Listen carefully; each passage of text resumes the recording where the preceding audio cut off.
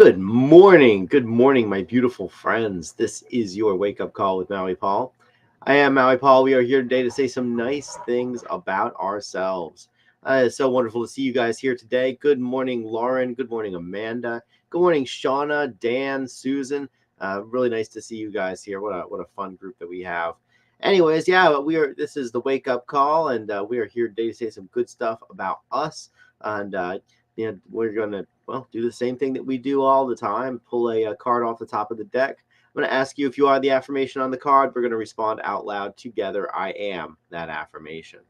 And so, let's have some fun today. And pull that card and say that today I am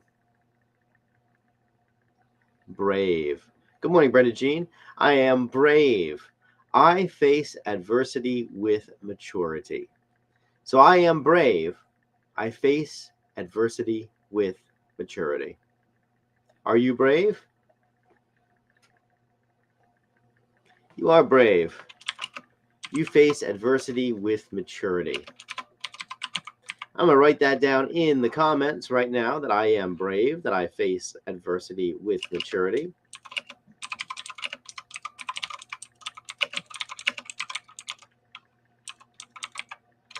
And as I do that, I can see Amanda's already beat me to it. Good morning, Teresa, also. But as we do that, we are bringing this into our world. We are very intentionally taking that thought form that we are brave, which is at this point really is just a vibration coming out of your computer speaker, and we're training it into a vibration coming out of ourselves as we say the words, and then also we are taking that thought, we are putting it through our fingers. There's so much that's going on here. There's so much internalization that's happening because and we are brave.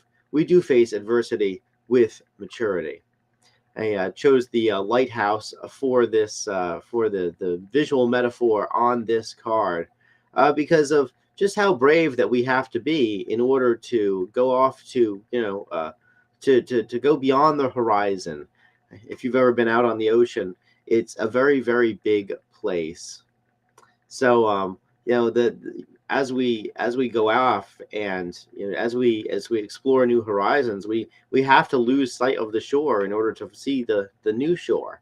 All of the I think about all the exploration that happened in order for us to discover all of the all the land that is here on this earth, and the people who made that sort of decision, who said, oh well, there must be something on the other side and I'm going to go find out what it is. And how how difficult that is to do. Bravery is not an absence of fear. Bravery is acting in spite of fear. And I think about one of the times when I was really had to be brave to do something that I wasn't sure that I would be able to fully accomplish, which was the first time that I ever left the country on a really big motorcycle trip. I remember that I was traveling from the United States down to Costa Rica via motorcycle, and I had lived in Costa Rica for a while, and so I was sort of kind of familiar with the ebbs and flows of Central American life, and I had done enough research, to know around about how it was going to happen. So I went and I bought a motorcycle, and I packed up a bunch of things in the motorcycle, and I made a plan, and I remember that one of the real milestones of that trip was I was going down through Texas, and I was going to cross the border in Matamoros, Mexico, which is kind of on the Gulf of Mexico. It's about as south in Texas as you can possibly get. Crossing the Rio Grande, going over into Mexico, and I had never even been into Mexico before. I mean, I kind of knew what was going to go on because I had read about it on the internet, but you don't really know until you get there. And I remember that as I got closer and closer to the border, that I was hit with this sense of, okay, am I going to do this? Am I really going to go across that invisible line? And once I cross over into Mexico and just start heading south on a motorcycle, there's a whole lot of unknown in between me and Costa Rica. I had only ever been to the United States and Costa Rica. I hadn't been to any of the countries in between. I didn't know what they were about. I didn't know I really didn't know anything about it except that I was supposed to head south until I got to my destination. And I knew that from looking at a globe that the continent got really, really skinny down around Panama. So it was going to funnel me close to my destination. But I didn't know exactly which roads I was going to take to get there. I didn't know exactly what the border formalities were going to be. And I was scared. I was very scared. I was scared that I wasn't going to make it through Mexico because I had heard nothing but horror stories about people who were traveling by car through Mexico. And even the Homeland Security guy, as I was exiting the United States, I said, "Hey, like what's over on the other side?" He says, "I don't know. I never been." He's like, "But be careful over there. A lot of people don't come back." And I thought to myself, I was like, wow, it's a very real possibility that I could get run over in Mexico, or that I could get killed, or that I could get robbed, or that I could lose everything, and that these things do happen sometimes to people who take that risk. And I remember feeling the fear. I remember considering, well, wouldn't it be easier just to ship by motorcycle down to Costa Rica? I mean, for $800, I could have shipped my bike down there, and for $70, I could have gone to Fort Lauderdale and flown Spirit Airlines and gotten down there in comfort and in much, much lower amounts of risk. But then I wouldn't have really had the adventure, would I? I wouldn't have the stories to tell. I mean, it was the risk itself that that gave me the maturity that I have today. That it was taking the risk itself that gave that to me. And so I remember making a very conscious decision. I'm like, okay, well, I might die, and this might be very expensive, and I might never make it back to the United States, and you know what? I might get a horrible illness, and I might have to be airlifted out, and it might be financially ruinous for me. But even though I know all of these risks exist, I'm still going to do it. I'm going to do it anyways because I might not die, and I might not get a terrible illness, and the bike might make it there in one piece, and I might make it there in one piece. And the chances are much higher that even though plenty of stuff went wrong on that trip, but the chances are much higher that I'm not going to face catastrophe than that I am. And so I really had to start getting excited about what could go right rather than worried about what could go wrong. And so I am brave. I face adversity with maturity. And believe me when I tell you, there was plenty of adversity on that trip. I have lots and lots of stories about the stuff that went wrong and what I had to do to deal with the stuff that went wrong in order to preserve myself and in order to get my vehicle back, across the borders. And you know, so the fact is that was a situation where I could very vividly recall being brave and and facing adversity with maturity, and it grew me as a person. And so, yeah, I would love to. Brenda Jean says that she'd love to see other people comment about how they were most brave that they can recall. Yeah. So when were you brave in your life? I would love to know when you were brave in your life. Like what thing did you do despite fear? Bravery is acting despite fear, and the fear is real. The philosopher and the philosopher and psychologist Gay Hendricks in his book The Big Leap, he says fear is just excitement without the breath. And so whenever I'm afraid, the first thing that I do is breathe. The first thing that I do is take a deep breath, because then the fear evaporates, and I realize that what I really am is excited. When I was crossing over the border into Mexico for that first time and I was feeling all that fear, I remember distinctly that I started to breathe. That I was like, okay, well, I'm just going to breathe through this. And you know what really happened? I went over to the other side. I crossed the Rio Grande. I parked, I parked over at the on the Mexico side of the formalities. I went in to the office, and the whole thing was pretty much effortless. It was very organized. It was clean. It wasn't as scary as everybody had made it out to be. I spoke enough Spanish to make it through. I knew what the formalities were, and even though I didn't speak sufficient Spanish to fluently converse with the people, the border officials there wanted me through the formalities just as much as I wanted to be through the formalities. I got my stamps, I got my insurance, I got my trans migrant permit, so I could go in through one border and out through another. I got my local insurance for my vehicle, and then after that, I headed south. And so yeah, the fact is that that what I was afraid of to really turned into an adventure. So I am brave. I face adversity with maturity. And you are brave as well. Think about all the adversity that you have faced in the past, and how it's changed you as a person fundamentally. And so let's just take a look and see what you guys have to say. Thank you for the alliteration, Brenda Jean. That's I always like this card. It's a fun one. And good morning. Looks like Eric has arrived here today. Good morning, Eric. Looks like Silk also has arrived. Good morning, Silk. Armando. Good morning, Armando. Let's see here.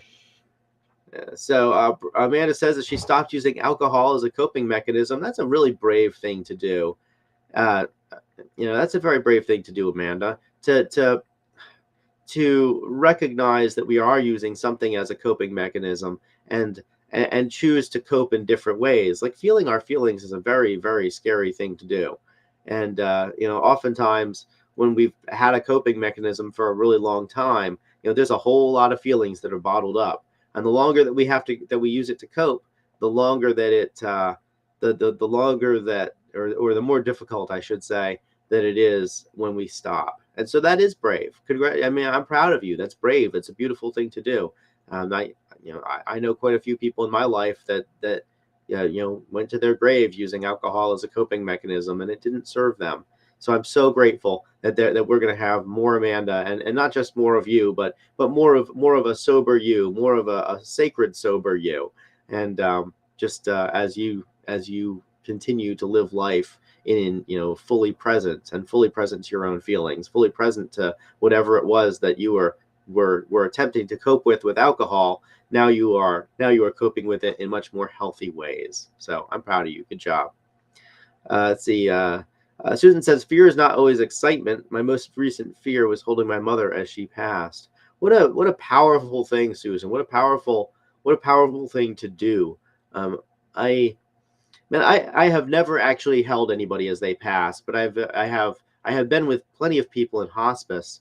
When I was in Texas, one of my good friends actually hired me to essentially be like a hospice watcher for his wife's elderly mother. And I remember actually feeling I mean, there was a DNR, yeah, DNR order on the refrigerator, and I remember walking in, and I mean, the old lady had gone blind many years beforehand, and she was just kind of laying on the bed, and I mean, she was very, very close to death. And uh, and I remember that my job was just to kind of make her comfortable. And I remember that even though I didn't know this person, they told me how to touch her. They told me how to hold her. They're like, okay, they're like, if she starts to moan, she really could use some water, and this is how you give her some. And she likes it when you rub her hair like this or stroke her head like this. And I remember feeling this incredible compassion for this person that I did not know at all. And I was essentially the hired help, but I was very honored to be that hired help, because I was helping somebody to go through that transition from life to death, and to move on to the next thing. I don't necessarily think that I'm afraid of death, but definitely I don't want to. Neither me nor anybody else I've ever talked to really wants to go through it, because I've watched a lot of people go through it, and it's work. It's hard work. So I remember being afraid, not necessarily of experiencing the person dying, but I remember being afraid of what would I tell the family? How would I tell the family if she passed away in my arms instead of if she passed away in theirs? And I remember what a tremendous sense of responsibility that was for me. And it was so much more than just helping a friend out by making sure that his mother-in-law had always had somebody in the room, because I got to leave that room. I got to go somewhere else, but she never left that bed, and she did eventually pass away a couple of weeks after I was basically doing that, being basically watching over her. um, let's see here. So Uh, Man, you guys are commenting on a bunch of stuff. These comments are flying by. I gotta go back to where I was at. Um, let's see. So Lauren says that she remembers when she saw people parasailing in Jamaica while she was sitting on the beach. She wanted to try, but was nervous and afraid. Eventually, was talked into it and loved it, and now that's her tradition. It's so cool that you overcame that fear, that you saw other people were doing it and had to be talked into it. I remember I was at Disney World. I think it was Walt Disney World in Florida. My mom had taken me down there when I was like 11 years old or so, and I remember Splash Mountain. And the I remember looking at Splash Mountain and being completely and utterly unwilling to go do that thing. I saw the thing and I was like, that does not look like any fun at all. So my sisters and my mom did it without me. And then they came back and they're like, you have to do this, you have to do this, you have to do this. And they eventually got me to do it. And I did, and it was it was fun. But I remember, the Splash Mountain has that really big drop at the front of the ride. And the ride itself is something where there's a couple of little drops before you do the big one. But I remember that as we were kind of coming up to the big drop and coming up to the light at the end of the tunnel, and me knowing damn well that there was going to be that big drop. I mean, there was a part of me that wanted to jump out of that car and just take the stairs. But I did it, and it was fun. Although the sense of falling is never ever my favorite feeling. I remember that that I did it, and I didn't enjoy it as much as my mom and my sisters did, but I did do it, and I remember feeling the fear and doing it anyways. Marta says that when he was 15, he opted to move to the USA without knowing the language. He confronted his narrative and changed it with bravery. That is such a brave thing to do, Armando. When I first came to Costa Rica, I didn't know the language.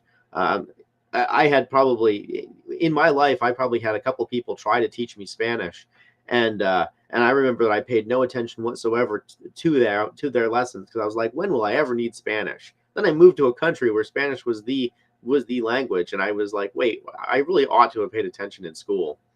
Um, but um, but yeah, I mean, not only not speaking the language, but also when you go to a new country, all the stores are different. All of the I remember going to Costa Rica and I didn't know where to go buy food because I didn't know which store sold food. So I started walking into stores. I'm like, nope, this one's a hardware store. Nope, this one's like a body works store. This one is a oh no, this looks like a restaurant supply store. Where do you get food at?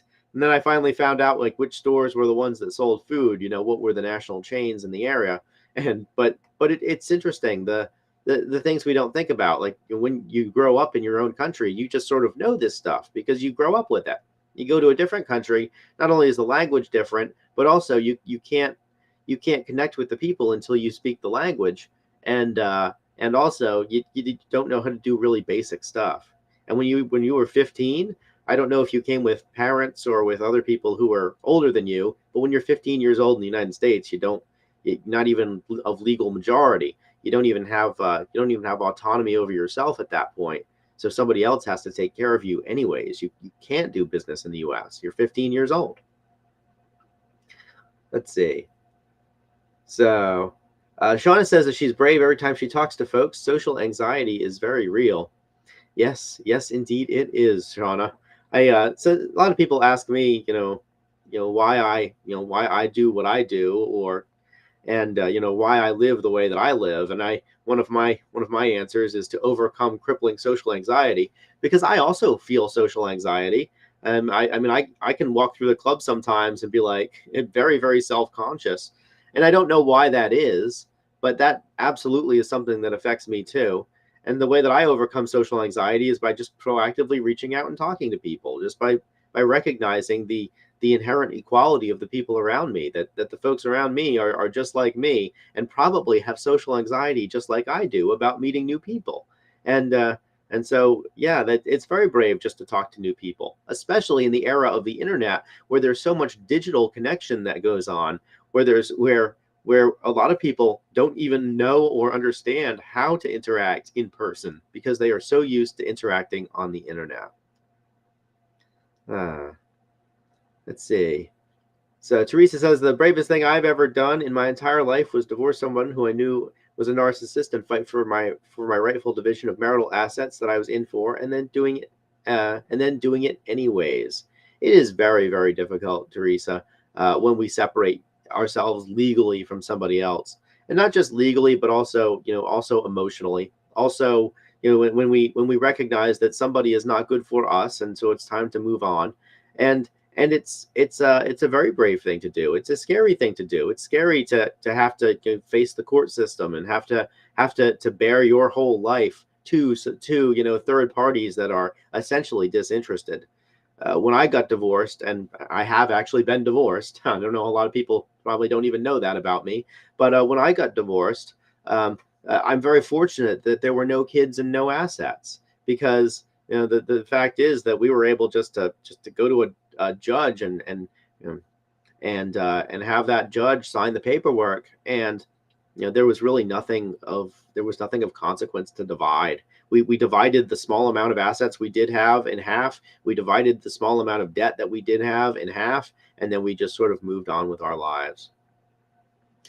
uh yeah. So let's see. So Dan actually has another perspective for Susan. He said he was blessed to do that with both of his parents, to just be with them as they passed.